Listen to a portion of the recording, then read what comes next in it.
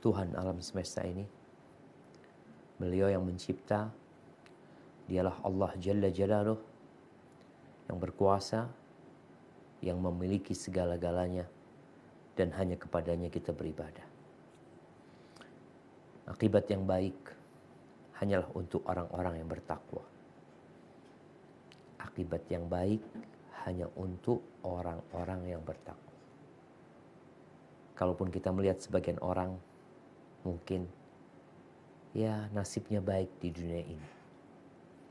Hidupnya penuh dengan kesenangan dan kenyamanan. Tapi ketahuilah, tanpa ketakwaan, semua akan berubah menjadi kesengsaraan. Sebaliknya, dengan ketakwaan, semua kesengsaraan, semua kesulitan yang kau hadapi akan berubah menjadi kemudahan dan kebahagiaan untuk. Dan tidak ada permusuhan kecuali untuk orang-orang yang zalim. Allahumma salli wa sallim ala sayyidil anbiya'i wal mursalin nabiyina Muhammadin wa ala alihi wa ashabihi ajma'in. Ya Allah, semoga salawat dan salam senantiasa tercurahkan untuk penghulunya, para utusan Allah, para nabi, baginda Nabi kita Muhammad alaihi salatu wassalam.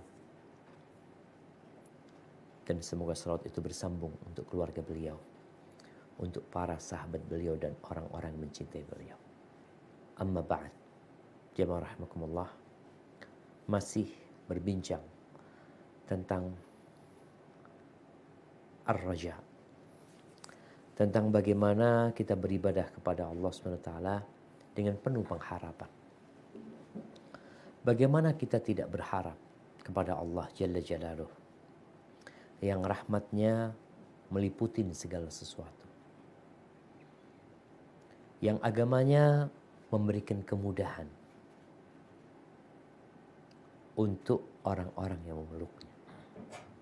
Bagaimana kita tidak berharap kepada Allah Jalla Jalaluh, di mana manusia tatkala berbuat dosa lalu kembali kepada Allah Azza wa Jalla, Allah akan menerimanya. Orang itu kemudian berbuat dosa lagi, lalu kembali lagi menjumpai Allah Azza wa Jalla, memohon ampun kepadanya, Allah akan menerima dia tanpa batasan waktu, selama hayat masih di kandung badan, selama matahari belum terbit dari arah barat, maka Allah Azza wa Jalla masih akan menerima kita.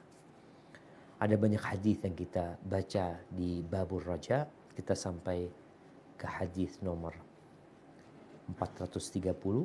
Nah, silahkan dibaca. Bismillah. Hadis 430. Wa an ibni Abbashin radhiyallahu anhuma qala sami'tu Rasulullah sallallahu alaihi wasallam yaqul ma min rajulin muslimin yamutu fayaqumu ala janazatihi arba'una rajulan la yusyrikuna billahi syai'an illa syafa'ahumullahu fihi, rawahu Muslim. Dari Ibnu Abbas radhiyallahu anhuma, dia menuturkan, aku pernah mendengar Rasulullah Shallallahu alaihi wasallam bersabda, tidaklah seorang muslim meninggal dunia kemudian jenazahnya disalatkan oleh 40 orang muslim yang tidak menyekutukan Allah dengan sesuatu apapun, malaikat Dia Azza wa Jalla mengizinkan mereka memberikan syafaat kepadanya. Hadis riwayat Muslim. Subhanallah jemaah. Kita melihat bagaimana luasnya rahmat Allah Azza wa Jalla. Ini berkaitan dengan salat jenazah. Kira-kira kalau kita mati, berapa orang yang akan mensolatin kita? Oh, insya Allah banyak Ustaz, anak banyak kenalan, ini itu macam-macam. Mungkin yang mensolatimu ada 1000 orang. Karena engkau seorang pejabat, karena engkau orang kaya, banyak yang kenal sama dirimu. Maka ketahuilah, banyaknya orang yang sholat itu bisa menjadi tanda kebaikan untukmu dan bisa jadi tidak. Kenapa kok tidak? Rasul SAW menyebutkan dalam hadis ini, syaratnya, kita ini kadang-kala lupa dengan syarat dan ketentuan. Berapa banyak kita membaca adanya promo-promo ya, yang diberikan, iklan-iklan ya. Kemudian ada umpamanya diskon-diskon yang banyak sekali. Kita tuh melihat tulisan besarnya, tapi lupa dengan syarat dan ketentuan. Sehingga nanti kita akan marah-marah. Padahal syarat dan ketentuan ditulis di sana. Cuma kita nggak teliti. Di hadis yang kita baca, apa syarat dan ketentuannya? Disebutkan fayaqumu ala janazatihi arba'una rajulan. Mensolati jenazahnya itu 40 orang. Gimana kondisi 40 orang ini? La yusyrikuna billahi syai'an. Mereka adalah orang-orang yang mentauhidkan Allah Azza wa Jalla.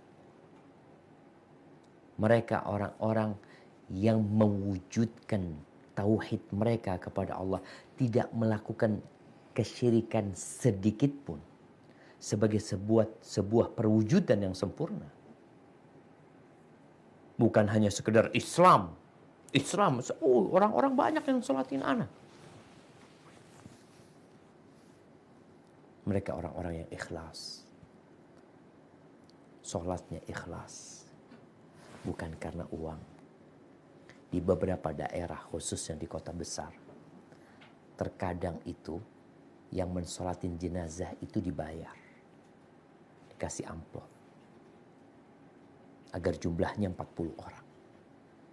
Sehingga dalam bayangan mereka, kalau yang mensholatin banyak penuh masjidnya, udah orang kaya nih.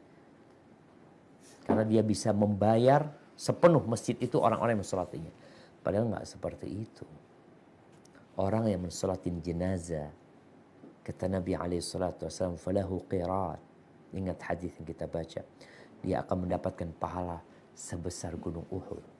Sholat doang tuh. Kalau sebesar gunung Uhud itu emas, tidak terlalu berguna buat kita. Karena dia akan fana dan pergi. Tapi itu sebuah pahala kebaikan yang akan berada di timbangan kita pada hari kiamat. Nih kalau ada orang yang mensolati dia 40 orang, maka insya Allah 40 orang itu doanya dikabulkan sama Allah SWT, diterima permohonan mereka, dan syafaat mereka akan diridhoin Allah SWT. 40 orang. Syaratnya orang-orang soleh semua. Orang-orang tidak menyekutukan Allah sedikit pun.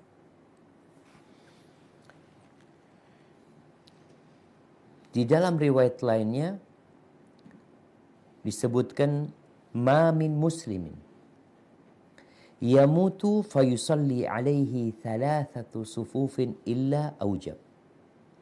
Ini riwayat Imam Ahmad. Tidaklah seorang yang meninggal dunia, seorang muslim meninggal dunia, kemudian yang mensolatin dia itu 3 sof,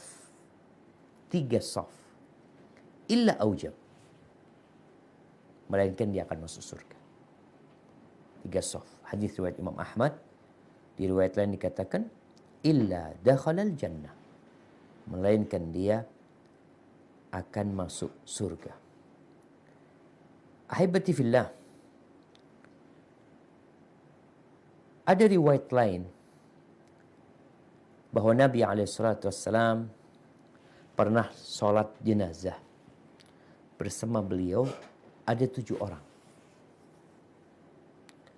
Kemudian Nabi membagi 7 orang itu menjadi 3 saf.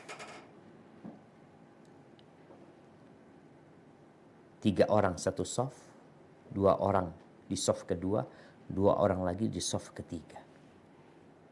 Ini menguatkan hadis tadi yang berkaitan dengan 3 saf yang mensolatin dia.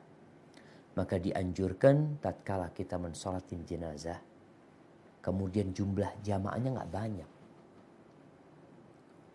Kadang-kadang di satu masjid itu satu safnya itu bisa 50 orang. Karena masjidnya besar. Apakah ketika yang mensolatin 50 orang, kita bikin satu saf saja? Atau dibikin 3 saf? Nggak apa-apa dibikin 3 saf mereka. Kalau jumlah mereka cuma tadi 7 orang bisa dibikin 3 saf. Ahibati fillah, tapi ketahuilah persyaratan itu harus dipenuhi. Jangan pernah engkau berpikir engkau dapat membeli orang-orang yang bertakwa dengan uang. Bapaknya mati, padahal bapaknya orang jahat. Lalu diundang orang-orang kampung, ustadz-ustadznya diundang, dikasih fulus semua biar mensolatin dia. Syaratnya tidak menyekutukan Allah Subhanahu wa taala sedikit pun. Dalam hidup mereka, dalam ibadah mereka. Dan kita tahu kalau orang sholat karena dunia, akan diterima sama Allah Azza wa Jalla. Gimana akan diterima syafaatnya? Sedangkan tuh orang sholat karena dikasih duit. Nggak dikasih duit, dia nggak mensolatin. Maka hadis ini termasuk hadis yang berkaitan dengan harapan. Kita sebagai seorang muslim, hendaklah memperbanyak kawan-kawan yang soleh. Sehingga kalau kita mati, yang mensolatin kita tuh orang banyak dan soleh. Kalau engkau punya kawan banyak tapi nggak soleh, syafaat tuh nggak dapet. Gimana mereka akan memberikan syafaat kepadamu? Sedangkan mereka orang-orang yang jauh dari ketaatan, bahkan mungkin melakukan tindakan-tindakan yang berkaitan dengan kesyirikan. Maka kalau kau ingin banyak kawan, tolong kawan-kawan yang baik. Karena memang sejatinya di dunia mereka memberikan syafaat dengan sholat jenazah mereka. Nanti di akhirat mereka juga akan memberikan syafaat. Barakallahu fikum. Baik. Kita masuk ke hadis selanjutnya. Tafadhal. Hadis 431. Nah. Bismillahirrahmanirrahim. Wa an ibni Mas'ud radhiyallahu anhu qala kunna ma'a Rasulillahi sallallahu alaihi wasallam fi qubbatin nahwan min arba'in faqala ataradawna an takunu rubu'an ahlil jannah qulna na'am qala ataradawna an takunu thulutha ahlil jannah qulna na'am qala walladhi nafsu Muhammadin biyadihi inni la'arju an takunu nisfa ahlil jannah wa dzalika annal jannata la yadkhuluha illa nafsun muslimatun wa ma antum fi ahli syirki illa kasya'ratil bayda'i fil jiddi thawril aswad au kasya'ratis sauda'i fil jiddi thuril ahmar. Muttafaqun alaih. Dari Ibnu Mas'ud radhiyallahu anhu, dia berkata, kami bersama Rasulullah sallallahu alaihi wasallam di dalam suatu kemah yang terdiri dari sekitar 40 orang. Lalu beliau bersabda, maukah kalian menjadi 1/4 penghuni surga? Mau, jawab kami. Beliau pun bertanya lagi, maukah kalian menjadi 1/3 penghuni surga? Kami menjawab, mau. Kemudian beliau bersabda, demi zat yang jiwa Muhammad ada di tangannya, sesungguhnya aku berharap agar kalian menjadi 1/2 penghuni surga. Yang demikian itu karena surganya tidak dimasuki kecuali oleh jiwa yang muslim. Dan tidaklah kalian jika berada di tengah-tengah kaum musyrik, terkecuali bagaikan sehelai rambut putih di kulit lembu hitam, atau seperti sehelai bulu hitam di kulit lembu merah. Muttafaq alaih. Barakallahu fikum. Nah, ats-tsawr adalah lembu jantan. Kalau sapi perempuan namanya al-baqarah. Seperti yang kita tahu di surat al-Baqarah. Baik, kita lihat bagaimana Rasulullah SAW berkumpul sama para sahabatnya. Kadang kala beliau bertiga bersama Abu Bakar dan Umar. Terkadang beliau bersama beberapa belasan sahabat, kadang-kala bersama 40 sahabat. Namun di mana Nabi SAW berkumpul dengan para sahabatnya, beliau selalu berusaha majelis itu menjadi majelis yang bermanfaat. Bukan hanya untuk bergurau, bukan hanya untuk bersenang-senang. Ya. Di sini Nabi SAW di dalam sebuah tenda. Tendanya ini besar jemaah. Bayangkan, kemahnya itu bisa buat 40 orang. Lalu beliau bertanya, Atardawna an takun rub'a ahli jannah. Mau kalian menjadi 1/4 penghuni surga? Umat Islam 1/4 penghuni surga. Ya, kata para sahabat, na'am. Siapa yang gak mau? Nabi bertanya lagi, mau gak kalian jadi 1/3 penghuni surga? Lebih banyak lagi. Tentu, kata para sahabat. Lalu beliau mengatakan kepada para sahabatnya bahwa beliau berharap umat Islam itu 1/2 penghuni surga. Subhanallah. Itu keinginan Nabi SAW. Kalau bicara 1/2 penghuni surga, ini dari seluruh umat ya.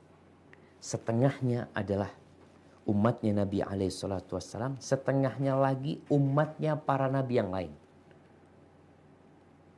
Dari sejak Nabi Adam alaihissalam sampai Nabi Musa alaihissalam. 1/2-nya itu umatnya Nabi alaihissalam. Di dalam As-Sunan dan Musnad, Syekh Muhammad ibn Utsaimin mengatakan, disebutkan bahwasanya sof penghuni surga itu ada 120 sof. Minha thamanuna min hadhil ummah. 80 sof itu adalah umat Nabi SAW. Ini kalau berdasarkan hadis ini bukan hanya 1/2 tapi 2/3. Bayangkan keutamaan Nabi Muhammad SAW. Kalau ada 1 miliar, sekarang nih 1 miliar 1,6 atau 1,8 miliar. Semua orang Islam itu ketika sholat, ketika beribadah, Nabi itu dapat bagian pahalanya.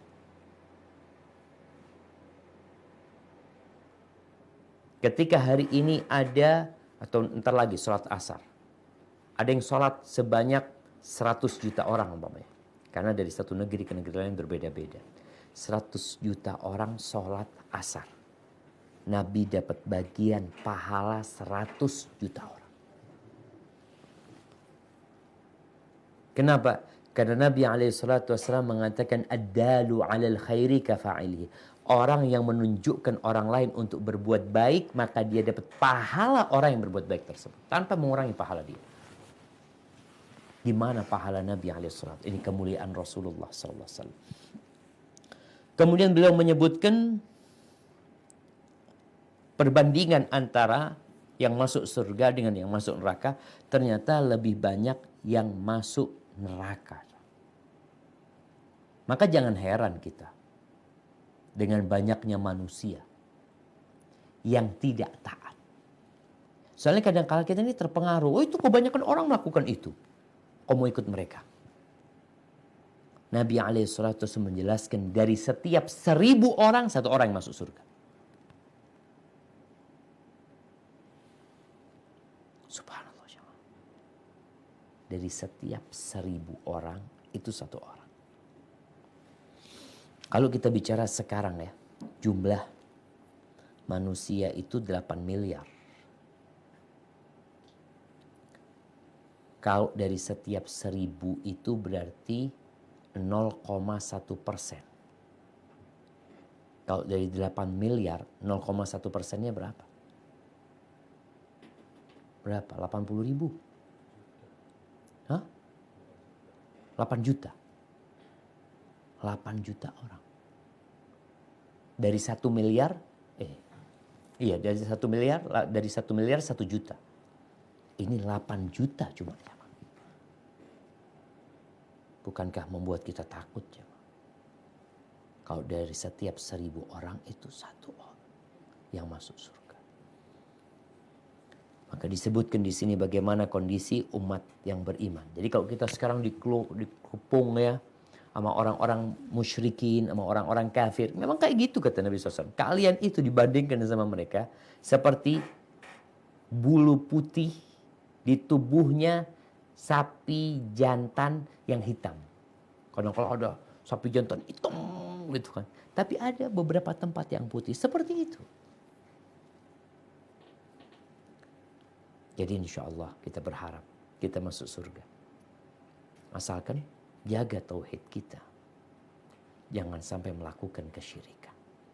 Surga itu nggak boleh masuk ke sana kecuali orang Muslim. Bukan namanya doang yang Islam. Jangan dipikir masuk surga itu seperti orang pakai paspor. Pokok paspornya Indonesia boleh masuk Indonesia. Dilihat dulu, bener nggak engkau orang Indonesia? Kadang-kala pokoknya paspor Indonesia masuk. Tapi ketika dicek ternyata palsu paspor. Begitu pula dengan orang-orang yang mengaku Muslim, mengaku Islam. Contoh nih hari-hari ini. Dengan dicelanya Nabi kita Muhammad alaihi salatu wassalam. Engkau termasuk yang mana? Termasuk yang sakit hati dengan perbuatan orang-orang kafir tersebut, marah, atau engkau yang biasa-biasa aja? Ini menjadi salah satu momentum ujian agar tampak siapa yang benar-benar beriman dan siapa yang selama ini pura-pura beriman. Naik perahunya umat Islam. Dia naik perahunya umat Islam. Tapi bukan termasuk orang Islam. Kapan itu nampak? Tatkala ada fitnah. Barakallahu fikum. Nah, lanjutkan. Hadis nomor 432. Bismillahirrahmanirrahim. Wa an Abi Musal Ash'ari radhiyallahu anhu qala Rasulullah sallallahu alaihi wasallam idza kana yaumul qiyamati dafa'a Allahu ila kulli muslim yahudiyan aw nasraniyan fayaqul hadza fikakuka minan nar wa fi riwayatin anhu 'anin nabiy sallallahu alaihi wasallam qala taji'u yaumal qiyamati nasun minal muslimina bidhunubin amsalil jibal yaghfiruhallahu lahum. Rawahu Muslim. Dari Abu Musa al-Ash'ari radhiyallahu anhu, ia berkata bahwa Rasulullah sallallahu alaihi wasallam bersabda, jika hari kiamat tiba, Allah akan menyerahkan kepada setiap seorang Muslim, seorang Yahudi atau seorang Nasrani seraya berfirman, inilah tebusanmu dari api neraka. Dalam riwayat lain disebutkan, pada hari kiamat kelak beberapa orang dari kaum Muslim datang dengan membawa dosa sebesar gunung, yang Allah mengampuni dosa-dosa mereka itu. Hadis riwayat Muslim. Barakallahu fikum. Jamaah rahimakumullah. Kalau kita membaca hadis yang baru saja kita menyimaknya, berarti potensi kita masuk neraka itu ada. Setiap muslim itu berpotensi masuk neraka, iya. Karena sejatinya di neraka itu ada tempat buat semua manusia. Ketika jumlah manusia itu umpamanya 1 triliun, maka neraka itu cukup untuk 1 triliun manusia. Beda kalau kita lihat penjara di dunia ini. Ada yang overload. Penjaranya itu hanya untuk 500 orang. Tapi kadangkala isinya 600 orang. Berbeda dengan neraka? Enggak. Makanya disebutkan pada hari kiamat itu, setiap muslim nanti diserahkan kepada ini orang Yahudi. Atau ini orang Nasrani. Ini menjadi penggantimu di neraka. Artinya muslim ini mungkin masuk neraka. Ya. Jadi tempat dia di neraka diberikan kepada orang-orang kafir. Dan setiap manusia itu juga punya kesempatan masuk surga. Sebagaimana dalam hadis Al-Bara' bin Azib yang mencerita tentang alam kubur. Ketika tunjukkan kepada dia tempat dia di surga. Ini tempatmu di surga. Tapi karena engkau nggak taat, akhirnya dikasih tempat di neraka. Begitu pula dengan seorang muslim. Bukan berarti jumlah umat Islam setara dengan jumlah orang kafir. Enggak, tadi udah kita bahas tuh. Dari setiap 1.000 orang, 1 yang masuk surga. Namun ini untuk memberikan kebahagiaan kepada seorang muslim. Bahwa engkau kalau nggak taat, kau tuh masuk neraka. Tapi Allah Azza wa Jalla mengampuni dosa-dosamu. Kemudian dia dimasukkan ke surga, yang orang-orang kafir masuk ke neraka. Lalu di akhir hadis Rasulullah SAW menyebutkan tentang adanya orang-orang yang membawa dosa sebesar gunung. Dia bawa tuh dosa. Terus gimana nanti pada hari kiamat? Subhanallah. Allah mengampuni dosa-dosa mereka. Allahu Akbar.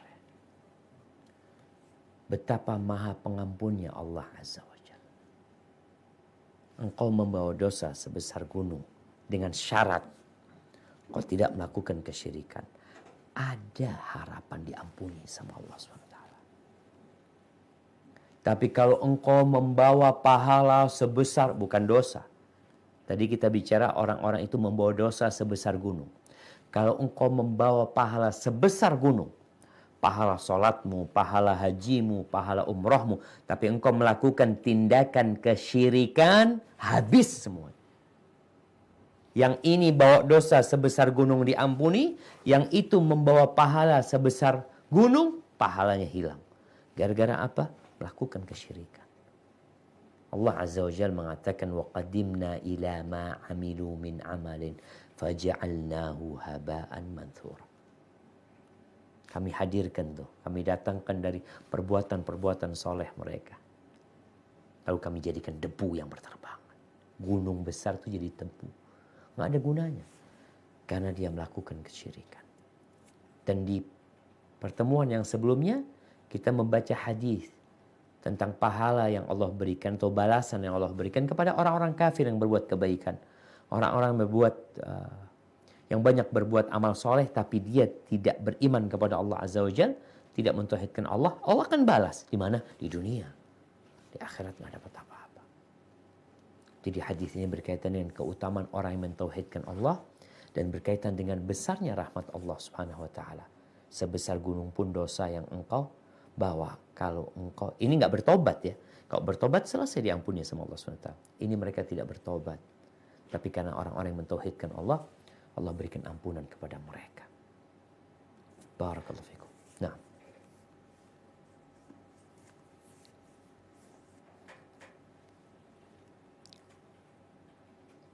Bismillah. Hadis nomor 433. Wa an ibni Umar radhiyallahu anhuma qala sami'tu Rasulullah sallallahu alaihi wasallam yaqulu yudnal mu'minu yawmal qiyamati min rabbihi hatta yada'a kanafahu alaihi fayuqarriruhu bizunubihi fayaqulu ata'rifu zamba kadha ata'rifu zamba kadha fayaqulu rabbi a'rif qala fa inni qad satartuha 'alaika fid dunya wa ana a'firuha lakal yawma fayu'ta sahifata hasanatihi muttafaqun alaih. Dari Ibnu Umar radhiyallahu anhuma berkata, aku pernah mendengar Rasulullah sallallahu alaihi wasallam bersabda, pada hari kiamat orang mukmin akan didekatkan kepada Rabb-nya. Kemudian Rabb-nya memberikan perlindungan kepadanya sehingga membuatnya mengakui dosa-dosanya. Dia bertanya, apakah kamu mengetahui dosa ini? Apakah kamu mengetahui dosa ini? Maka dia menjawab, Rabbku, aku tahu. Kemudian dia berfirman, sesungguhnya aku telah menutupi dosa-dosamu di dunia dan sekarang aku mengampuni dosa-dosamu. Lantas diberikan kepadanya catatan amalan kebaikannya. Muttafaq alaih. Barakallahu fikum. Nah, ada satu terjemahan yang mungkin perlu diperjelas. Kemudian Rabbnya memberikan perlindungan kepadanya. Yada'u kanafahu, artinya Allah meletakkan tirai yang menutupin dia. Jadi tatkala nanti dihisab pada hari kiamat, kita tahu man ra'a ra'allahu bihi. Barang siapa yang riya, maka kelak pada hari kiamat akan ditunjukkan orang ini orang yang riya. Ada orang-orang yang dihisab secara tertutup. Tidak ada yang tahu. Ada orang-orang yang dihisab dilihat oleh umat manusia. Dan kita tahu Nabi SAW menyebutkan kullu ummati mu'afan illal mujahirin. Semua umatku itu dimaafkan. Ada harapan dimaafkan dia. Kecuali orang yang berbuat dosa terang-terangan. Allah nggak akan maafkan dia. Artinya berpotensi dia diazab sebagai penghapusan dosa dia, tapi bukan dengan maaf Allah Azza wa Jalla. Namun ada manusia-manusia yang tatkala berbuat dosa, dia itu sembunyi-sembunyi. Dia tahu yang dia lakukan dosa. Tapi karena lemahnya iman dia, kuatnya ajakan syahwatnya, bisikan syaitan yang menggoda, kemudian dia terjebak dalam perbuatan dosa. Lalu dia berbuat dosa lagi, tapi dia selalu menyembunyikan dosanya. Berbeda dengan orang yang terang-terangan. Ini cerita tentang orang yang ketika di dunia berbuat dosa sembunyi-sembunyi. Dengan penuh ketakutan sebenarnya dia melakukan dosa. Maka nanti pada hari kiamat, semua akan disidang sendiri-sendiri. Tapi tadi ada yang dibongkar dosa-dosa, dilihat oleh manusia. Tapi orang yang beriman, Masya Allah, di sidang dia didekatkan, kemudian Allah letakkan tirainya buat dia, antara dia sama Allah. Nggak ada yang ngelihat orang-orang. Nggak ada yang mendengar mereka. Ini antara Allah dengan hambanya. Lalu Allah mulai membuat dia mengakui dosa-dosanya. Dia tidak mengingkari. Karena ada orang yang enggak, aku nggak melakukan itu. Nanti hari kiamat ada. Orang-orang yang tatkala dihisab, dia mengatakan, enggak, aku nggak berbuat seperti itu. Ketika aku datang saksi, iya silahkan datang saksi. Tapi aku tidak mau saksi kecuali dari diriku sendiri. Ada manusia yang seperti itu. Ini orang enggak. Ketika disidang, kemudian mulai dikasih tahu dia, engkau berbuat dosa loh. Pada hari ini, jam ini yang kau lakukan. Kau tahu? Iya ya Allah, aku melakukan. Terus engkau melakukan dosa ini lagi, dosa ini. Iya ya Allah. Di setiap dosa yang Allah sebutkan kepada dia, dia tidak ngeyel sama sekali, enggak. Dia tahu itu dosa. Karena ada manusia-manusia yang ngeyel kalau dikasih tahu. Di persidangan dia berusaha untuk membela diri.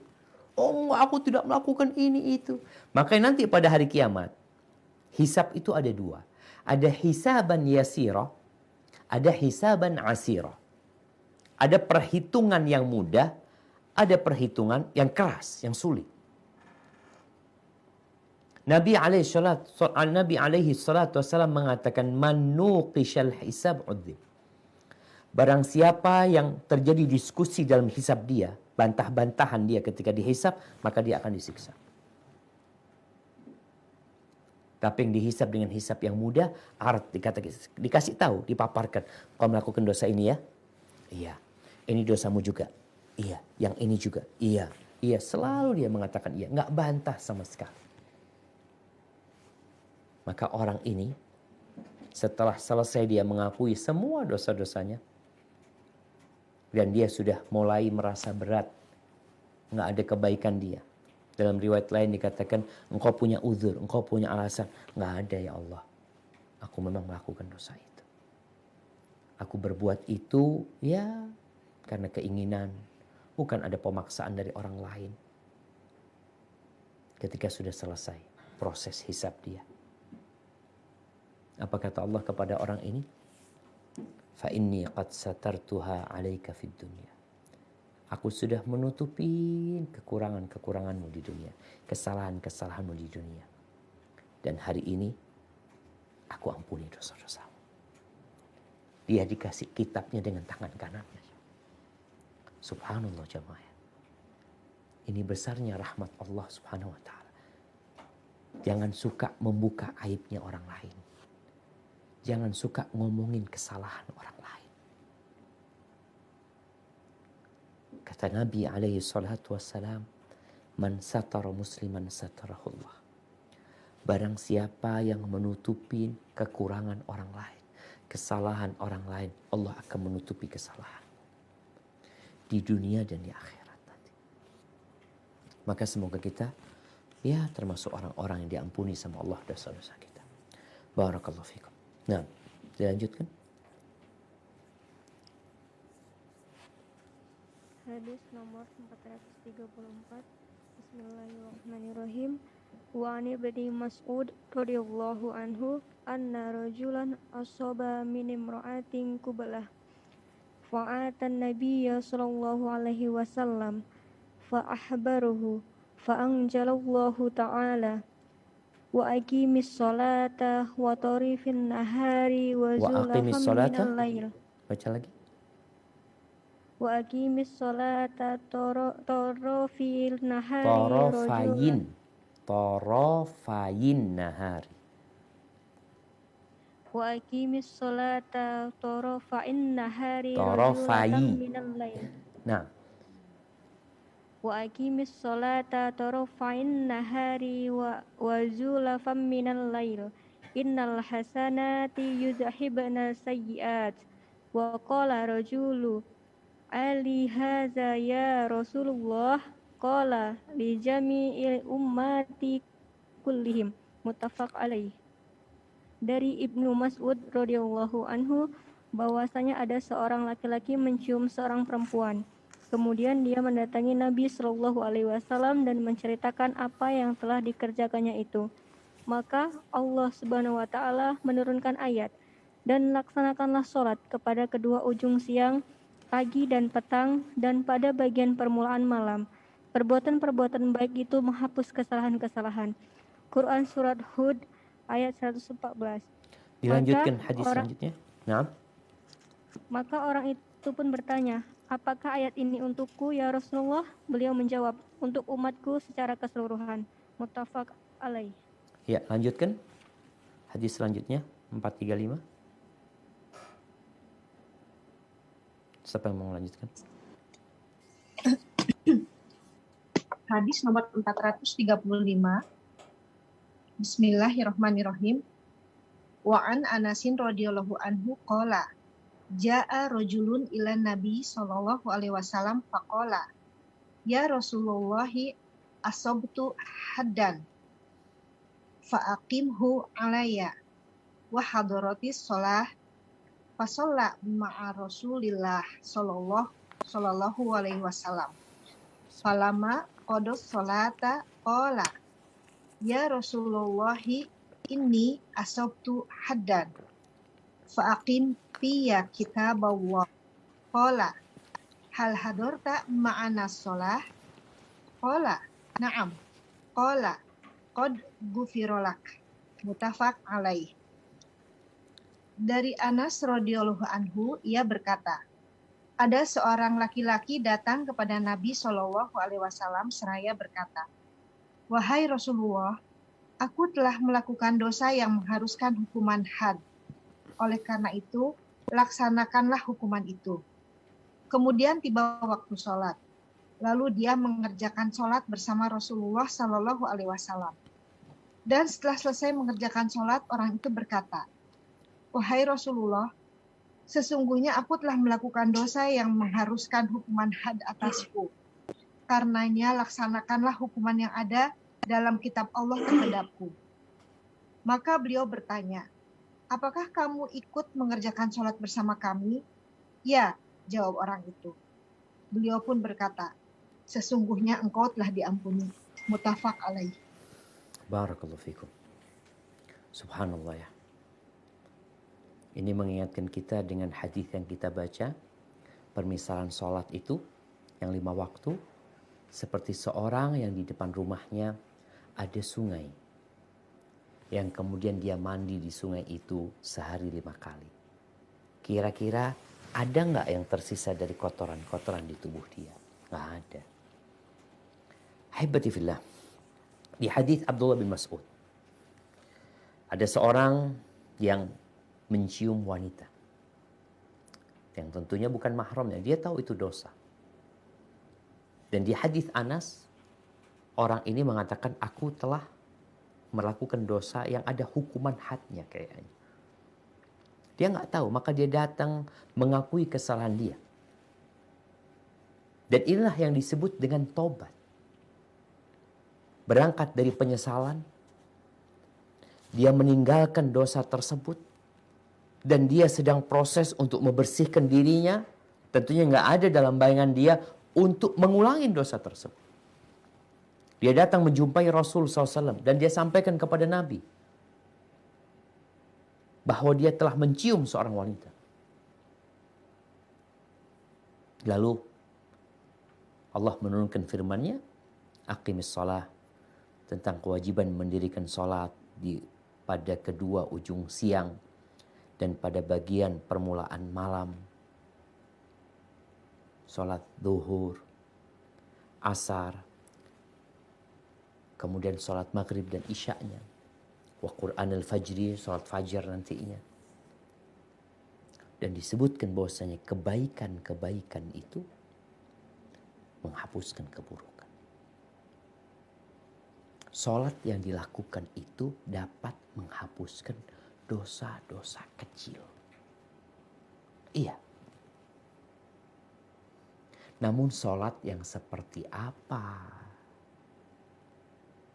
Karena ada orang salat masuk neraka. Jangan salatnya menghapuskan dosa-dosanya. Pahala aja nggak dapet tuh orang. Bagaimana dengan orang-orang yang kata Allah Azza wa Jal, fawailul lil musallin alladzina hum an salatihim sahun alladzina hum yura'un. Apakah orang yang sholat seperti ini memungkinkan sholatnya untuk menghapuskan dosa-dosanya? Gak mungkin. Kenapa tidak mungkin? Pahala aja gak dapat. Yang ada dosa, sholat dosa dia. Maka tatkala berbicara sholat itu menghapuskan dosa-dosa kecil, iya. Nabi jelas menyebutkan hal ini. Ketika mengatakan sahabat ini bertanya, apakah itu khusus buat aku? Bukan, untuk seluruh umatku. Kebaikan itu menghapuskan keburukan. Maka kita harus benar-benar menjaga sholat kita agar menjadi kebaikan dan bukan menjadi dosa. Rasulullah SAW di hadis Anas, Rasul bertanya kepada orang ini, engkau udah sholat sama kita? Udah Allah udah ampuni dosa-dosa. Ahibati fillah, ingat orang itu sebenarnya sudah bertobat. Bukankah dia takut? Dia datang kepada Nabi SAW meminta petunjuk. Lalu Rasul SAW mengatakan, udah, dosamu diampuni. Bagaimana dengan orang yang sengaja melakukan dosa? Ba'da asar dia berbuat dosa. Lalu dia mengatakan, nanti kan sholat maghrib, insya Allah bersih lagi. Lalu ba'dal maghrib dia melakukan dosa lagi. Dengan niat, nanti anak isya mau sholat. Bersih lagi dosaku. Kan kata Allah, innal hasanat yudhibna sayyi'at. Iya, kita tahu hal itu. Cuma, apakah sholatmu diterima sama Allah? Engkau tahu sholatmu diterima? Atau seperti tadi, sholat malah masuk neraka dengan sholatnya. Ini dosa, kita nggak bicara dosanya dihapuskan. Sholatnya mengantarkan dia ke neraka. Dan dengan izin Allah Jalla Jalaluh, orang yang melaksanakan sholat dengan sempurna, sholat ini memiliki pengaruh dan dampak yang sangat besar terhadap perilaku seseorang. Bukan hanya dalam masalah menghapuskan dosa-dosa dia, tapi merubah seseorang. Jadi baik dia. Apa kata Allah? Inna salata tanha 'anil fahsya'i wal munkar. Sesungguhnya salat itu mencegah dari perbuatan keji dan mungkar. Kalau engkau salat, perbuatan kejimu terus engkau kerjakan, mungkarnya terus, bahkan diniatkan sebelum salat. Sebelum salat engkau sudah berpikir, nanti habis salat aku akan berbuat dosa lagi. Berarti salatmu bermasalah. Karena kalau salatmu benar, ya orang salat 3 rakaat kadangkala yang diterima cuma 1 rakaat. Apakah 1 rakaat bisa menghapuskan dosa? Tergantung dosa dia. Kadangkala ada yang sholat 4 rakaat yang diterima cuma tahiyatnya doang. Karena dari Allahu Akbar sampai tahiyat dia nggak tahu pikirannya ada di mana. Tahu-tahu dia lihat, imamnya sudah tahiyat. Berapa banyak orang yang sholat dan dia tidak tahu rakaat keberapa tersebut. Karena dia hanya mengikuti gerakan-gerakan, hanya itu yang dia lakukan. Maka ayat ini memang babnya bab roja, membuka pintu harapan. Ya Allah ya, insya Allah dengan sholat kita dihapuskan dosa-dosanya. Tapi hendaklah sholatnya yang benar. Sehingga selesai sholat, engkau bukan kepingin berbuat dosa, tapi malah dijauhkan dari keinginan-keinginan berbuat dosa. Karena kekuatan sholat yang kau kerjakan. Bagaimana tidak tatkala engkau ruku, engkau tunduk sama Allah SWT. Mengatakan subhana rabbiyal azim wa bihamdi. Bagaimana tatkala engkau iktidal mengatakan Rabbana walakal hamd. Subhanallah. Hamdan katsiran thayyiban mubarakan fi. Jadi sholat ini sebuah ibadah yang akan membentuk karakter seseorang, membersihkan hati manusia, menghapuskan dosa-dosanya, asalkan sholatnya dikerjakan dengan baik dan benar. Tapi kalau nggak baik, nggak benar, sekali lagi jangan bicara menghapuskan dosa, pahala aja belum tentu dia dapat. Barakallahu fikum. Nah.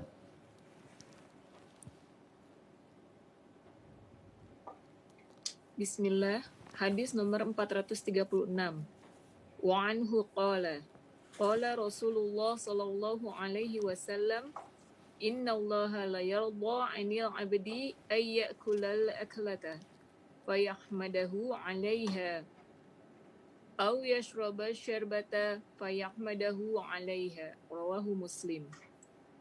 Dari Anas radhiyallahu anhu, dia berkata, Rasulullah Shallallahu Alaihi Wasallam bersabda, sesungguhnya Allah sangat meridhai orang yang apabila memakan makanan, dia lantas memujinya atas makanan tersebut, atau meminum minuman, lantas dia memujinya atas minuman tersebut.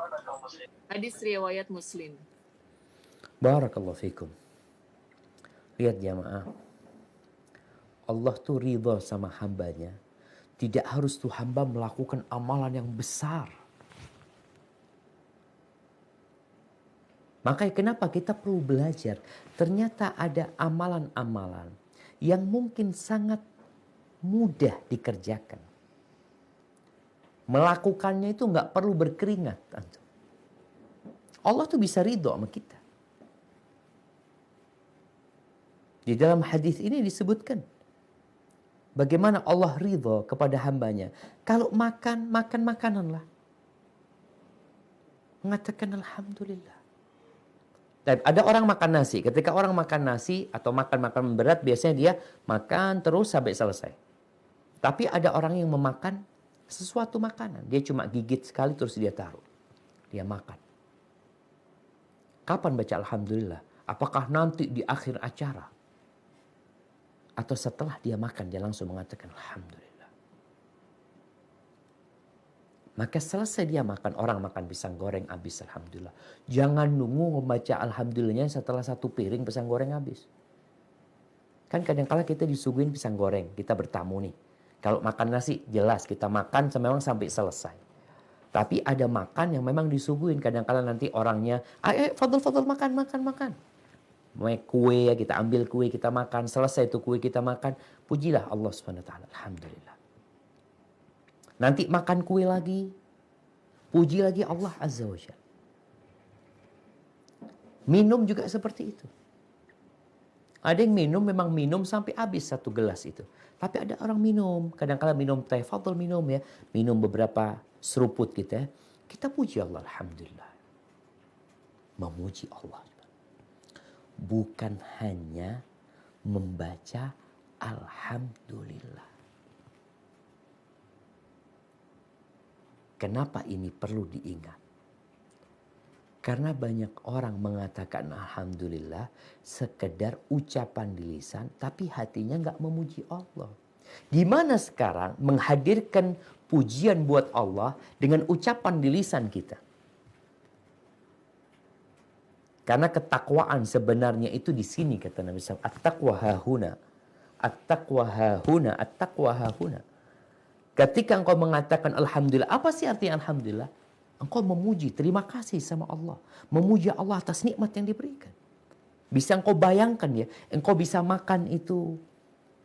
Ada orang yang gak bisa makan. Ada yang makan pakai selang di tenggorokannya.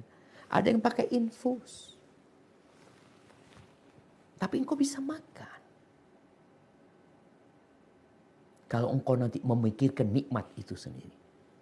Sekarang engkau lagi makan umpamanya, apalah, makan ayam goreng. Ketika kau menikmatin, ya Allah, engkau bayangkan nikmat di sana jemaah. Bagaimana itu makanan bisa sampai ke meja makan. Melalui proses yang panjang. Dari mana cerita ayam itu? Dari telur.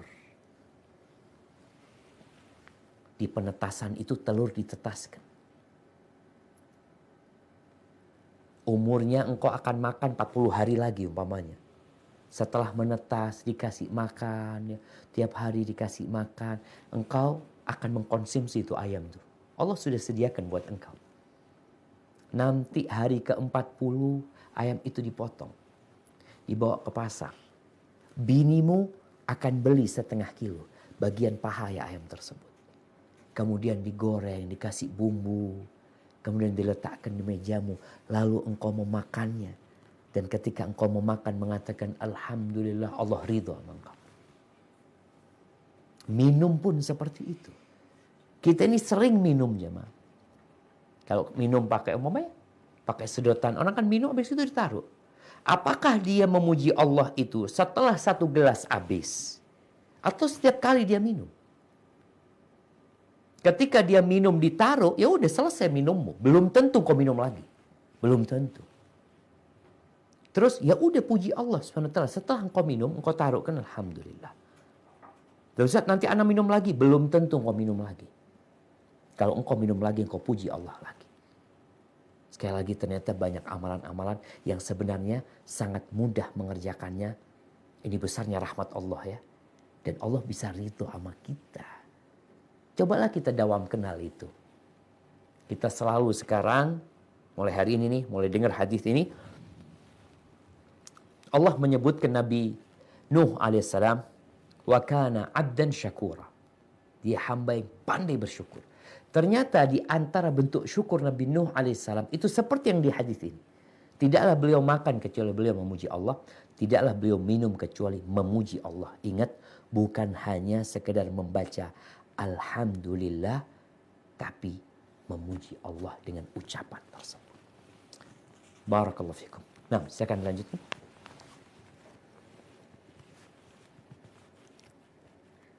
Hadis nomor 437. Wa an Abi Musa radhiyallahu anhu, anin Nabi sallallahu alaihi wasallam, qala inna Allah ta'ala yabsutu yadahu bilaili liyatuba musihun nahar wa yabsutu yadahu bin nahar liyatuba musihul lail hatta tatalu as-samsu mim magharibiha, rawahul Muslim. Dari Abu Musa radhiyallahu anhu, dari Nabi sallallahu alaihi wasallam bersabda, sesungguhnya Allah Subhanahu wa ta'ala selalu membentangkan tangannya di malam hari untuk menerima tobat orang yang berbuat dosa pada siang hari, dan membentangkan tangannya di siang hari untuk menerima tobat orang yang berbuat dosa pada malam hari, hingga terbit matahari dari tempat terbenamnya. Hadis riwayat Muslim. Barakallahu fikum. Nih, Allah membuka harapan. Antum melihat nih, yang namanya pendaftaran pegawai negeri sipil. Ketika diumumkan yang diterima hanya dari 100.000 yang diterima 5.000 orang. Kira-kira yang 100.000 itu berharap enggak? Mereka berharap diterima. Makanya mereka ikut tes. Padahal dia tahu yang diterima cuma 5.000. 95.000 nggak akan diterima. Tapi kenapa mereka tetap daftar? Itu namanya harapan. Sedangkan sama Allah Azza wa Jal, Allah itu membuka peluang untuk diampuni. Semuanya diterima sama Allah. Semuanya. Ada berapa miliar manusia? 8 miliar manusia di muka bumi ini. Kalau mereka bertobat kembali kepada Allah SWT, apakah yang diterima cuma separuhnya? Enggak. Ketika mereka semua mentauhidkan Allah Azza wa Jal, mereka beriman kepada Allah SWT, bertobat, cukup tuh surga Allah SWT. Makanya setiap hari Allah itu membentangkan tangannya di siang hari agar orang-orang yang tadi malam berbuat dosa, yang melakukan perbuatan maksiat, ayolah tobat engkau. Dan ini juga anjuran agar engkau tidak menunda tobatmu esok hari. Sekarang kau malam berbuat dosa, pagi engkau masih hidup, segera bertobat. Oh besok aku mau tobat, belum tentu esok engkau hidup. Nggak usah nunggu, oh nanti malam aku tobat. Sekarang. Yang berbuat dosa di siang hari, tobatnya nggak harus nunggu siang besok. Enggak. Hari itu juga engkau bertobat. Kalau malam itu engkau menyesal, bertobatlah kepada Allah SWT. Dan pintu tobat itu tidak ditutup sampai matahari terbit dari arah barat. Hadza wallahu a'lam bishawab. Itu mungkin yang bisa kita kaji pada kesempatan kali ini. Insyaallah kita lanjutkan pada pertemuan yang akan datang di hadis nomor 438. Ya, mungkin kita masuk ke sesi tanya jawab. Anda persilahkan. Barakallahu fiik. Jazakallahu khair, barakallahu fiik Ustaz, untuk kajian pada pagi hari ini. Tafadhol Ukti Evi untuk membacakan pertanyaan dari Ukti Sarjah. Assalamualaikum warahmatullahi wabarakatuh, Ustaz. Waalaikumsalam warahmatullahi wabarakatuh. Naam, tafadhali. Ya, ini titipan pertanyaan dari teman kita di Sarjah. Ustadz, apakah kalau ketika kita sedang sholat, kemudian tiba-tiba pikiran kita nggak khusyuk, misalnya ketika sedang membaca Al-Fatihah, bolehkah kita mengulang bacaan Al-Fatihah itu lagi, Ustadz? Jazakallahu khair, Ustadz. Barakallahu fikum. Baik, jamaah. Jadi tatkala kita tidak khusyuk dalam sholat kita, ada yang godain kita, maka cukup kita membaca a'udzubillahi minasyaitonirrajim untuk mengusir setan yang menggodain kita, sambil meludah ke arah kiri 3 kali. Baca a'udzubillahi minasyaitonirrajim. Lalu kita lanjutkan bacaan itu. Jadi bahwa kita baca bismillahirrahmanirrahim, iyyaka na'budu wa iyyaka nasta'in. Ada yang menggoda kita. Gak perlu kita mengulangin dari pertama. Tapi kita baca a'udzubillahi minasyaitonirrajim sambil meludah ke kiri, lanjutkan bacaan kita. Jadi itu yang dilakukan seorang muslim. Karena godaan itu, engkau mengulangin lagi, setan itu akan terus menggodai. Jangan sampai akhirnya sholat kita gak selesai-selesai. Balik lagi seperti itu. Tapi bacalah a'udzubillahi minasyaitonirrajim, kemudian lanjutkan sholatmu. Hadza wallahu a'lam bishawab. Jazakallah Ustaz, ada pertanyaan dari jamaah Zoom, sepertinya minta dibacakan. Bismillah, Assalamualaikum. Ustadz izin bertanya. Pertanyaannya, Ana adalah seorang akhwat dan saat ini Ana lagi sakit. Tetapi Ana sakit karena terkena sihir sejak umur 18 tahun. Sampai sekarang umur Ana sudah 20 tahun, hampir 21 tahun. Ana sudah melakukan terapi ruqyah Al-Baqarah secara mandiri sudah hampir 2 tahun lamanya. Dan juga sudah beberapa kali Ana diruqyah orang lain dulu. Tetapi qadarullah Allah belum kasih ana kesembuhan. Apakah ada cara lain yang diperbolehkan syariat Islam untuk mengetahui letak buhul yang dikirim dukun tersebut, Ustadz? Karena ana sudah nggak kuat menderita kesakitan dan belum lagi tekanan dari keluarga ana. Jika ana mengeluh sakit dengan keluarga, ana pasti disuruh pergi ke dukun. Dan ana tidak mau jatuh lagi ke dalam kesyirikan. Ana harus bagaimana Ustadz, mengingat umur ana setiap hari semakin bertambah. Ana takut tidak ada yang mau menikahi ana jika ana belum sembuh dari sihir ini. Mohon penjelasannya. Barakallahu fikum. Subhanallah jemaah. Kadangkala kita merasa udah gak tahan lagi apa penyakit yang menimpa kita. Apa yang menyebabkan perasaan itu menghinggapi diri kita? Karena kita lupa dengan nikmat-nikmat Allah yang banyak. Maka buat ukhti yang bertanya, berbaik sangkalah sama Allah SWT. Mungkin sampai hari ini engkau belum disembuhkan. Penyakit itu tetap hinggap di dirimu. Karena Allah ingin menghapuskan dosa-dosamu. Allah ingin mengangkat derajat. Bagaimana Nabi SAW menyebutkan wala yazalul bala'u bimri'in. Ada orang yang dikasih bala terus-terusan sama Allah SWT. Sampai kapan? Hatta yamshiya 'alal ardi wa laysa 'alaihi khatiyah. Sampai akhirnya dia berjalan di muka bumi ini tanpa dosa. Bayangkan setiap hari tadi engkau mengatakan penyakit itu ada pada dirimu. Setiap hari pula dihapuskan dosamu, setiap hari pula diangkat derajatmu. Tinggal bagaimana sekarang menata hati untuk menerima hal ini. Bukankah Nabi SAW mengatakan idza ahabballahu 'abdan ibtala. Kalau Allah cinta sama hambanya, Allah akan kasih bala tuh dia. Cerita tentang seorang wanita yang sakit, yang datang kepada Nabi SAW, dia mengatakan inni usra wa utakashshaf. Aku tuh kena ayan ya. Wah, biasanya tersingkap auratku kalau sudah datang penyakit itu. Lalu dia minta didoakan untuk dikasih kesembuhan. Apa kata Nabi SAW? In syi'ti da'autullaha laki ayyashfiyaki wa in syi'ti sabarti walakil jannah. Kalau engkau mau, aku doakan. Semoga Allah menyembuhkanmu. Tapi kalau engkau mau, engkau bersabar. Dan bagimu surga. Bayangkan, ketika dikasih tahu surga. Kau coba baca tentang surga Allah SWT. Ketika perempuan ini kasih tahu surga. Apa kata dia? Aku sabar sudah. Gak usah didoakan supaya sembuh. Aku akan hidup dengan penyakit ini sampai mati. Asalkan masuk surga Allah SWT. Maka sekarang kalau kondisi anti tadi ya.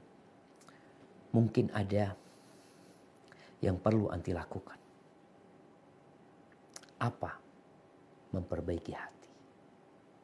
Anti sudah melakukan semuanya. Berangkat, minta diruqyah, ngeruqyah sendiri.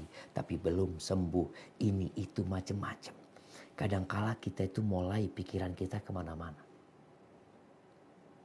Bahkan kadangkala sampai kepada suudzon sama Allah. Buruk sangka sama Allah.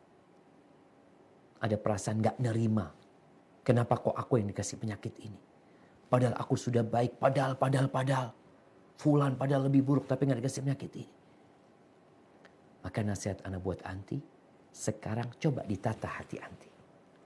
Anti keluarkan jantung anti. Anti buka tuh. Ada perasaan apa yang sebenarnya tidak boleh kita tujukan kepada Allah SWT. Mungkin ada suudzon sama Allah. Mungkin ada yang lainnya anak gak tahu. Dan sekali lagi jangan pernah putus asa. Berapa tahun sih anti kena penyakit ini? Berapa tahun? Nabi, sebagian nabi itu dipenjara bertahun-tahun. Dipisahkan dari keluarganya. Ditaruh dalam penjara. Gak senang dia di sana. Itu nabi. Tapi mereka bersabar. Maka insya Allah kesabaran anti akan mengantarkan anti kepada surga Allah Azza wa Jalla. Gimana Ustaz kalau gak tahan Ustaz? Kadangkala kesabaran itu sampai ke titik nadir, titik terendah Ustaz. Gak kuat lagi.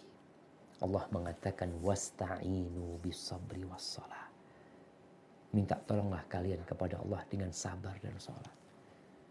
Lihatlah kepada mereka yang lebih parah, yang lebih susah hidupnya.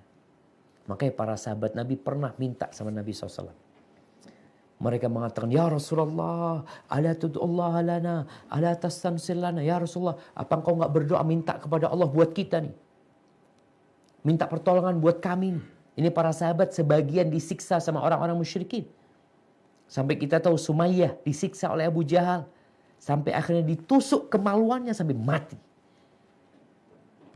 Itu para sahabat ada yang dibakar. Bilal bin Rabah kita tahu bagaimana dia disiksa. Mereka datang kepada Nabi SAW. Minta supaya Nabi mendoakan mereka. Lalu Nabi SAW menceritakan. Kalian tahu orang-orang sebelum kalian. Ada di antara mereka yang digergaji kepalanya. Dengan gergaji besi. Pelan-pelan jemaah. Orang itu pelan-pelan. Kita tahu bagaimana orang digergaji jemaah. Kalau dia langsung mati selesai tidak tersiksa. Awal digergaji itu membelah kulitnya. Masuk ke tempurungnya. Mengenai otaknya. Dia dipaksa untuk keluar dari Islam. Dia tetap mengatakan la ilaha illallah. Sampai terbelah kepala itu. Dan tidak membuat mereka meninggalkan agama Allah. Ada yang disisir. Disisir bayangkan jamaah. Dengan sisir dari besi. Sehingga yang namanya kulit. Sisir itu masuk ke daging. Mengenai tulangnya lalu disisir. Terkelupas itu daging dan urat dari tulang. Wa ma yaruddu dzalika an dini. Dan itu tidak membuat mereka berpaling dari agama Allah SWT. Lalu di akhir cerita Nabi mengatakan alaihi salatu wassalam walakinnakum tasta'jilu. Tapi kalian terburu-buru. Kalian tergesa-gesa. Mungkin itu yang menimpa sebagian kita. Yang dia udah berdoa tapi dalam hati kecil dia mengatakan, ya Allah aku sudah berdoa Ustaz, aku udah minta tapi gak dikabulin sama Allah, belum dikabulkan. Jangan ngomong seperti itu. Terus gimana? Terus berdoa aja, minta dengan penuh pengharapan dan banyak-banyak beristighfar. Semoga Allah mengampuni dosa-dosa kita. Barakallahu fiik. Nah, Barakallahu Ustaz. Tafadholi Lubuk Linggau. Lubuk Linggau kalau mau bertanya langsung meng-unmute.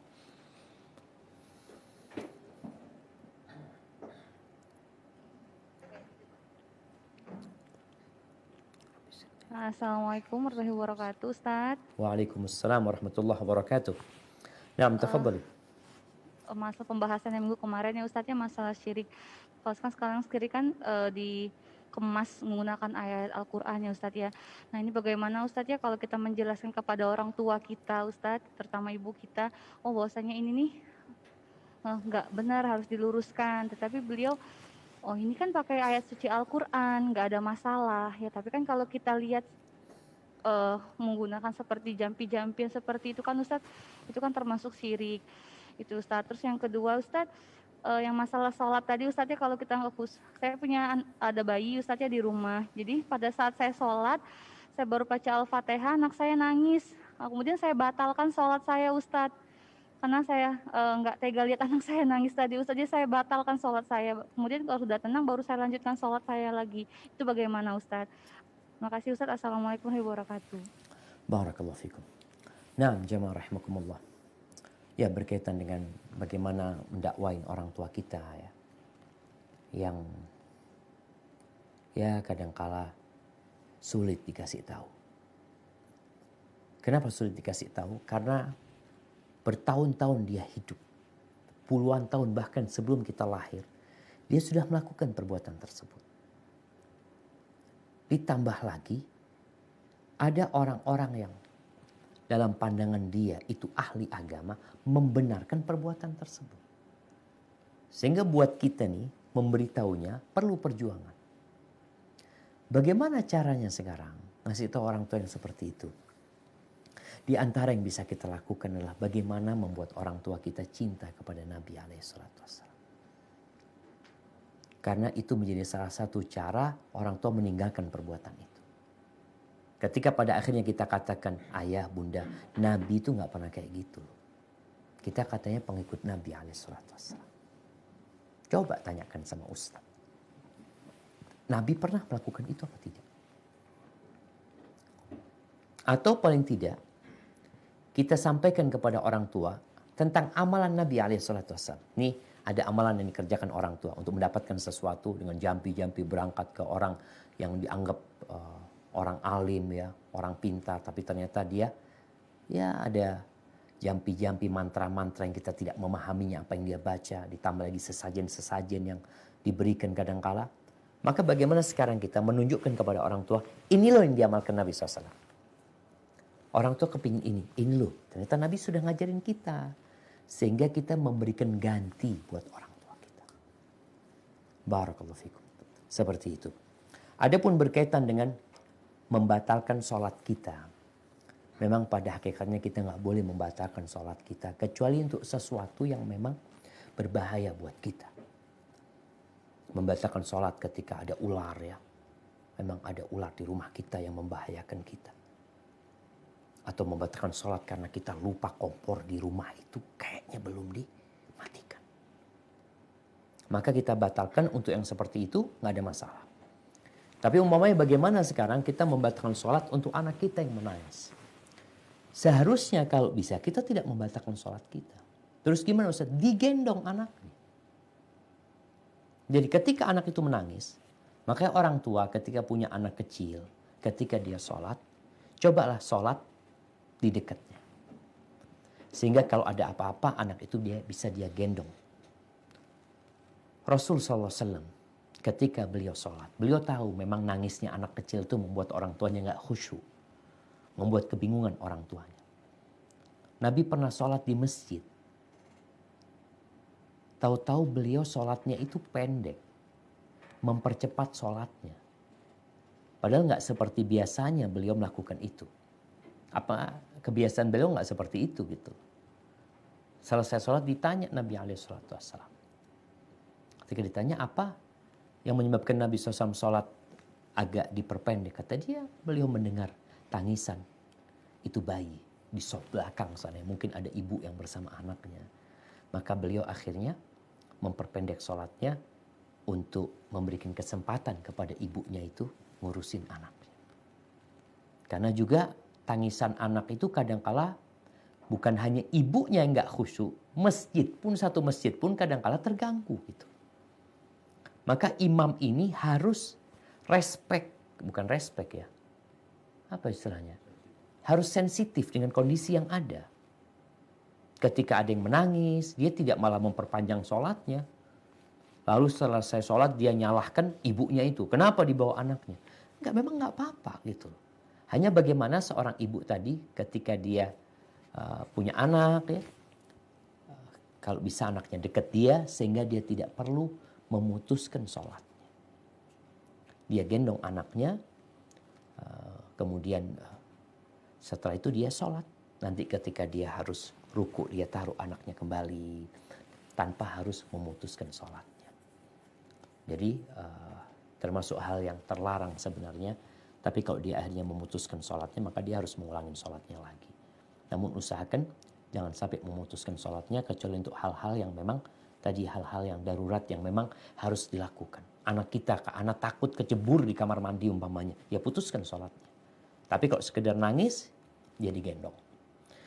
Terus jamaah ini buat para ummahat ya. Memang anak kajian kita kajian ummahat.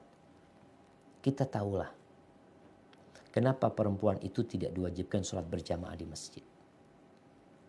Karena memang ada banyak tugas dia yang harus dia lakukan. Hendaklah para tetangga ini, para wanita ini menjalin hubungan baik dengan tetangga-tetangganya. Ada anaknya yang rewel. Sehingga ada ibu yang nunggu anaknya tidur, nggak tidur-tidur. Akhirnya sholat duhurnya itu karena nunggu dia anak tidur. Dia ingin sholat khusyuk, tapi nggak bisa karena anaknya nggak tidur. Biasanya macem-macem ini itu. Bagaimana sekarang kalau punya pembantu, bisa kita titipin pembantu. Tolong digendong gantian antar sholatnya. Tapi kalau nggak punya, hanya dia bersama anaknya. Nih buat teman-teman yang di luar negeri kadangkala memang nggak punya pembantu, maka bagaimana dia menjalin hubungan baik sama tetangganya sehingga anaknya bisa dititipin ketika dia hendak melaksanakan sholat sehingga sholatnya bisa lebih khusyuk. Hada wallahu a'lam bishawab. Jazakallah Ustaz, masih ada banyak pertanyaan. Semoga waktunya cukup Ustaz ya. Barakallahu Langsung fikum. saja Ukti Evi untuk membacakan pertanyaan selanjutnya dari Ukti Muning. Assalamualaikum warahmatullahi wabarakatuh, Ustaz. Waalaikumsalam warahmatullahi wabarakatuh. Tafadhali. Iya, ada pertanyaan lagi nih, Ustaz. Apa ada syarat muazin harus bersuara merdu? Karena sering banget dengar azan dari masjid itu suara anak-anak atau dewasa yang jauh dari bagus terdengar asalnya. Saya sangat ingin nutup telinga. Apakah saya berdosa, Ustaz? Jazakallah, Ustaz. Nah, barakallahu fikum. Iya. Kalau bicara apakah muadzin itu harus? Nggak harus, tapi dianjurkan. Kenapa? Agar tidak terjadi seperti yang ditanyakan ini. Di masa Nabi SAW, kita tahu yang mimpi adzan itu bukan Bilal. Bukan Bilal, Abdullah bin Zaid kalau nggak salah. Dia yang bermimpi adzan. Ketika dia menyampaikan mimpinya tentang adzan itu, apa kata Nabi SAW? Yang engkau mimpikan itu ajarkan kepada Bilal. Karena Bilal itu suaranya lebih merdu dari engkau. Anda sautan, suaranya lebih nyaman gitu. Akhirnya diajarkan kepada Bilal, Bilal yang adzan. Dan kita juga melihat muadzin itu dipilih, nggak sembarangan orang. Karena dia itu sedang memanggil orang untuk ke rumah Allah SWT. Suaranya kalau keras, suaranya kalau bagus, itu enak didengar. Tapi sekali lagi nggak harus ya. Nggak harus, artinya kalau suaranya nggak merdu, adanya jadi nggak sah gitu ya. Enggak. Tapi di sini pentingnya bagaimana takmir masjid itu. Kenapa masjid itu ada pengurusnya. Agar tidak sembarangan yang adzan. Terus terang memang ada beberapa orang, mungkin jamaah perlu juga diingat ya. Dari satu daerah ke daerah lain tuh beda-beda suara adzannya. Mungkin kalau jamaah mendengarkan adzan di Masjidil Haram sama Masjid Nabawi, kurang lebih lah. Enak didengar. Tapi kalau mungkin lihat, ya mungkin nanti bisa lihat di YouTube, adzan di Masjid Jami Riyadh. Masjid Jami Al-Imam Turki, lupa namanya. Itu suaranya agak sedikit aneh mereka itu. Tapi yang seperti itu yang mereka sukai gitu loh. Jadi dari satu tempat ke tempat lain kadangkala nada itu berbeda-beda mengikuti orang yang di sana. Cuma memang secara umum suara yang merdu itu diminta. Karena memang itu menjadi panggilan ya. Sebagaimana Al-Quranul Karim, kita juga diperintahkan untuk menghiasi Al-Quran dengan suara yang indah. Adzan ini sebagai syiar, maka hendaklah menjadi sesuatu yang indah. Hadza wallahu a'lam shawab. Jazakallah khair, barakallahu fiik. Pertanyaan berikutnya dari jamaah Zoom, Ukti Yuliza dari Bekasi mau bertanya langsung. Tafadhol untuk unmute dan langsung bertanya untuk mempersingkat waktu. Ya, Assalamualaikum warahmatullahi wabarakatuh. Waalaikumsalam warahmatullahi wabarakatuh. Qadarullah nih Ustaz, barusan dapat WA dari wali murid, katanya itu adiknya itu sudah tidak pulang sejak Ahad kemarin Ustaz. Nah, si wali murid ini minta supaya diterawang gitu Ustaz, biar diketahui keberadaan adiknya. Dia sih hanya menyuruh wali murid itu istighfar gitu kan. Karena apakah ini termasuk syirik Ustaz? Terus apa yang seharusnya saya lakukan? Syukran jazakallah. Nah, barakallahu fikum. Iya jemaah. Berkaitan dengan nerawang. Kayaknya di Indonesia ini ada beberapa narapidana yang hilang. Yang belum ketangkep. Artinya, apakah memang bisa diterawang gitu ya? Cari ke dukun ya. Cari tahu sih. Di mana orang ini. Lihatlah kepada siapa kita meminta. Kepada siapa kita meminta pertolongan. Hendaklah kita meminta pertolongan kepada Allah Subhanahu wa taala. Barang yang hilang ada memang yang namanya arraf ya. Dulu itu orang-orang yang tahu dengan barang-barang yang hilang. Dia dengan bantuan jinnya, menerawang mengetahui barang hilang ini ada di mana, diambil siapa. Ada lagi dulu jamaah di kampung ana itu, kalau ada barang hilang ya, motornya hilang, dia datang ke orang pintar ya. Kemudian dilihat di telur, atau dilihat di tangannya, atau lihat di bejana. Hati-hati tatkala kita sudah bersekutu dengan jin. Memang ada jin, artinya sesuatu itu bisa jadi buat jin itu nggak gaib. Artinya ada jin di rumah, ada jin yang nemenin antum mungkin kadang-kala. Antum berkawan sama jin. Lalu ketika antum cari kunci, antum mau keluar rumah, kunci anak kemana? Kata, oh itu ada di sana. Bukan gaib buat jin itu. Memang bisa jin melakukan itu. Tapi kalau kita sudah meminta tolong kepada satu orang yang dianggap orang pintar, yang kemudian dia memiliki jin, dan dia bukan orang yang bertakwa kepada Allah SWT, maka ini menjadi sesuatu yang tidak benar. Jadi kalau memang itu dibenarkan, mungkin ada di kepolisian itu harus ada satu orang yang bagian nerawang gitu ya. Kalau ada satu laporan orang, motor anak hilang bapak, ya sini. Coba bapak penerawang, ada di mana motor dia? Oh ada di sini, ada di sana. Nggak seperti itu. Ya. Maka hendaklah kembali kepada Allah SWT. Jangan sampai hati kita bergantung dengan orang-orang yang seperti itu. Ya kita kasih nasihat. Terus gimana? Kayak kemarin kalau nggak salah jamaah, anak masih baca berita tentang 3 anak yang hilang. 3 anak yang masih kecil-kecil yang bermain terus hari ini mungkin hari ke-12 mereka hilang. Terus bagaimana caranya? Minta sama Allah SWT. Jangan sampai kita mau dikasih tahu jin yang belum tentu jin itu benar. Dia itu pembohong, dia itu pendusta. Apalagi kalau bicara barang hilang. Kadang, oh barangmu diambil fulan. Belum tentu fulan yang ambil. Gimana kau percaya dengan jin? Yang belum tentu yang dia ucapkan benar. Kalau dia punya bukti, punya ini, punya itu, baru kita bisa percaya. Sama manusia seperti itu. Sama jin pun ketika dia membawa bukti, maka kita baru bisa mempercayai apa yang dia ucapkan. Maka hati-hati, jangan sampai kita akhirnya melakukan tindakan-tindakan yang kata Allah, wa annahu kana rijalun minal insi ya'udzuuna birijalin minal jinni fazaduhum rahaqa. Ada sebagian orang-orang dari bangsa manusia yang minta perlindungan kepada bangsa jin. Jadi dia itu mengabdi kepada bangsa jin. Fazaduhum rahaqa. Akhirnya jin ini bikin orang itu tambah takut. Makanya kadang-kala kalau ada orang minta tolong seperti itu, nerawang gitu, dimintain engkau bawa ayam, engkau lakukan ini, lakukan itu. Disinilah akhirnya melakukan tindakan kesyirikan. Na'udzubillah min dzalik. Hadza wallahu a'lam bissawab. Sekolah Ustaz, masih bisa 2-3 pertanyaan lagi Ustaz? Tafadhal. Ya, Ukti Mawar, tafadholi untuk langsung meng-unmute dan bertanya secara singkat mengingat waktu. Iya, Assalamualaikum warahmatullahi wabarakatuh, Ustaz. Waalaikumsalam warahmatullahi wabarakatuh. Ya, jazakallah khair atas kesempatannya. Ingin bertanya perihal yang tadi pada saat hari penghisaban kemudian ada manusia yang berbantah-bantahan dengan Allah gitu. Menakutkan gitu Ustaz rasanya, dan ingin bertanya apakah yang dapat menyebabkan hal tersebut terjadi Ustaz gitu. Manusia seperti apa? Apakah ada kausalnya atau sebabnya di dunia? Kalau iya itu seperti apa Ustaz? Jazakallah khair Ustaz. Nah jamaah, tadi kita sampaikan ada orang yang berbuat dosa, dia menutupi dosanya. Dan dalam hatinya dia tahu itu dosa.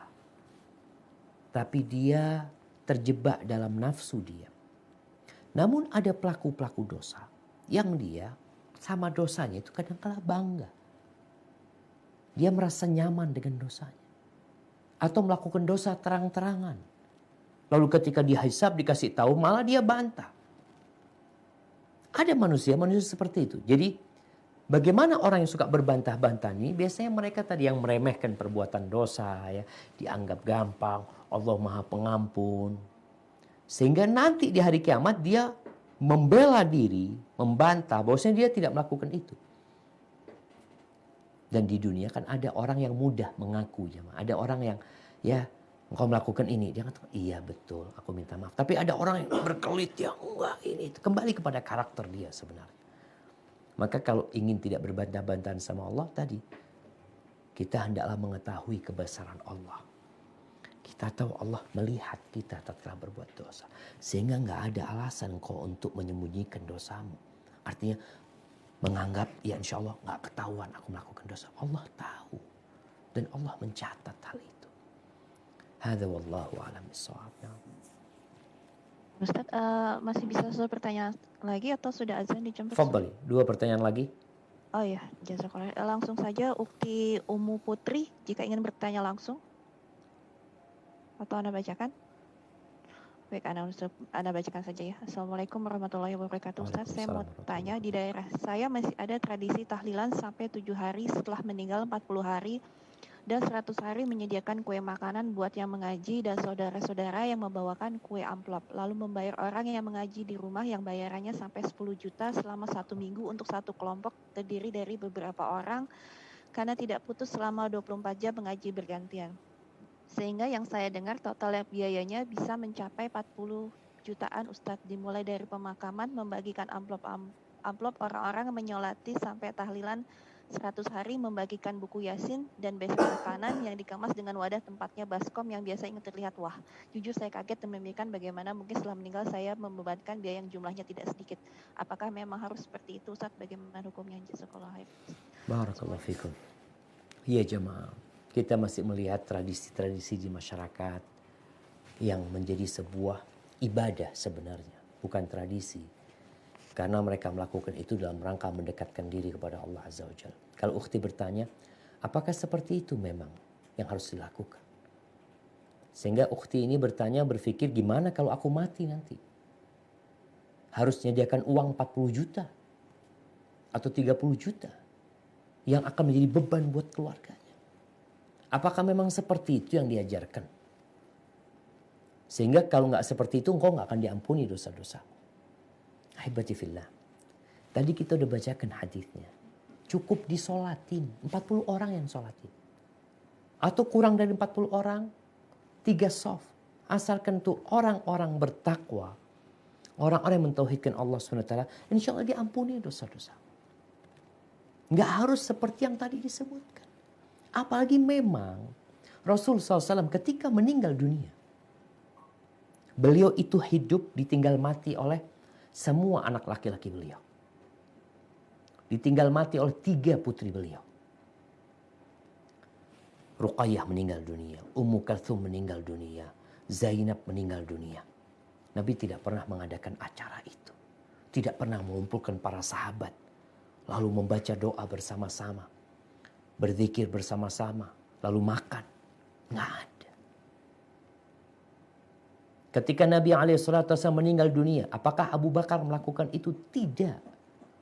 Ketika Abu Bakar meninggal dunia, apakah Umar melakukan itu? Tidak. Ketika Umar meninggal dunia, apakah Utsman melakukan itu? Tidak. Ketika Utsman meninggal dunia, apakah Ali bin Abi Thalib melakukan itu? Tidak. Nggak ada. Terus gimana supaya diampuni? Betapa mudahnya sunnah Rasul SAW. Biaya yang perlu itu adalah biaya untuk pemakaman. Ya, kalau harus beli tanah, harus beli kafan, ya, itu biaya yang dikeluarkan. Adapun mensolatin tanpa biaya, kita bicara ikhlas lillahi ta'ala. Setelah pemakaman apa yang dilakukan? Selesai, nggak ada apa-apa. Kayak gitu, Ustaz. Ya seperti itu Nabi SAW. Jadi kalau ada yang mengatakan bahwasanya orang yang meninggal dunia yang tidak ditahlili umpamanya dikatakan seperti bangkai. Apakah benar engkau mengatakan itu? Benar engkau mengatakan itu? Bagaimana Rasul SAW ketika meninggal dunia? Seperti bangkai. Bagaimana tatkala Umar meninggal dunia, Abu Bakar meninggal dunia? Tanpa acara itu semua dan kau tahu nggak ada acara itu. Lalu dikatakan bangkai. Maka cobalah kita melihat Islam ini agama yang indah. Sunnah Nabi SAW itu ketika engkau meninggal dunia, engkau dimandikan, dikafani, disolati, dikuburkan, selesai. Terus Ustaz, masa nggak ada acara macam-macam? Ya terus berdoa keluarganya. Tetangganya berdoa. Tetangganya Ustaz, bikin makanan buat yang meninggal dunia. Iya, buat keluarga yang meninggal dunia. Kirim makanan buat mereka ya. Kita takziah mendoakan mereka. Seperti itu. Ini afwan, ini yang Anda ketahui. Bagaimana di masa Nabi SAW. Kalau mungkin ada yang mengetahui selain dari itu, mengatakan, enggak, Nabi juga ditahlili Ustaz. Oh ya, silahkan. Kita dikasih tahu kalau memang itu telah dilakukan gitu jamaah. Karena dalam beragama ini, ya kita ingin mengikuti yang paling benar gitu ya. Sebagaimana yang diajarkan oleh Nabi SAW. Hadza wallahu a'lam bishawab. Nah. Ustaz, langsung tafadholi Ukti Ayu dari Riau jika ingin bertanya langsung. Ukti Ayu, atau mau Anda bacakan pertanyaannya? Baik, mempersingkat waktu mungkin Anda bacakan saja Ustaz. Assalamualaikum Ustaz. Waalaikumsalam Ana dari Riau. warahmatullahi wabarakatuh. Ana ingin bertanya, ayah Ana menikah lagi setelah ibu Ana tiada. Semenjak menikah dengan istri kedua, ayah Ana berubah drastis, yang dulu respon, sekarang tidak respon. Setiap kali ditelepon jarang diangkat. Dan beliau lebih mendengarkan ucapan istrinya ketimbang masukan dari anak-anaknya. Dan ayah kami nampak kelihatan takut dengan istrinya. Dan saudara Ana mengatakan bahwa ayah Ana kena sihir oleh istrinya. Apa yang Ana lakukan agar ayah Ana bisa bersikap adil kepada anak-anaknya dan istrinya? Jazakallahu khairan. Barakallahu fikum. Ya. Kalau bicara ayahnya terkena sihir, wallahu a'lam bishawab. Bisa jadi karena cinta sama tuh perempuan ayahnya. Karena dilayani dengan baik oleh itu perempuan. Atau benar, memang kena sihir. Bukankah kita berdoa min syarrin naffatsati fil uqad. Kita berlindung kepada Allah dari hembusan buhul-buhul perempuan-perempuan penyihir-penyihir tersebut. Apakah benar ayah terkena sihir? Jangan segera memutuskan hal itu. Bagaimana sekarang? Bukan ditelepon ayahnya, ngobrol sama ayahnya, anak-anak datang ke ayahnya. Itu yang pertama. Yang kedua, hormati istri ayah. Jadi kadangkala istri ayah itu dia ingin menguasai suaminya. Karena dia melihat anak-anaknya ini kurang menghargai dia sebagai istri ayahnya. Kita sebagai anak itu diperintahkan untuk menghormati, untuk menghargai, bahkan mencintai orang-orang yang dicintai oleh orang tua kita. Berbuat baik kepada mereka ketika mereka orang-orang yang baik. Maka nasihat Ana, coba sekarang perbaiki hubungan sama ayah dan sama istrinya ayah. Karena ucapan tadi kena sihir biasanya membuat anak-anak semakin tidak suka sama istrinya ayah. Semakin jauh dia sama istrinya ayah. Bahkan yang dia inginkan bagaimana menyelamatkan ayahnya atau memisahkan ayah dari perempuan tersebut. Maka tolong sebelum menuduh yang seperti itu, coba perbaiki hubungan dulu. Sama ayah, sama istrinya ayah. Datang ke sana bawa oleh-oleh, datang ke istrinya ayah tanya gimana kabarnya ini itu. Sehingga ibu tiri, anggap ibu tiri itu, merasa dia anak-anak suaminya ini menghormati dia. Kalau memang ternyata betul kena sihir umpamanya, ya bagaimana sekarang menyampaikan kepada ayah ya, datang ke sana. Kita lihat gelagatnya memang nggak enak. Ayah jangan lupa baca zikir pagi dan petang ayah ya, ini itu.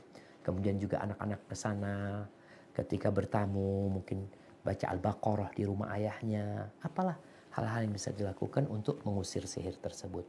Selain tadi bagaimana mendakwain istrinya ayah agar dia menjadi orang yang bertakwa kepada Allah dan meninggalkan perbuatan-perbuatan sihir, karena kita tahu sihir termasuk kesyirikan atau kekufuran jamaah. Hadza wallahu a'lam bishawab. Itu yang bisa Anda sampaikan, kurang lebihnya mohon maaf. Subhanakallahumma bihamdika asyhadu an la ilaha illa anta astaghfiruka wa atubu ilaik. Wassalamualaikum warahmatullahi wabarakatuh.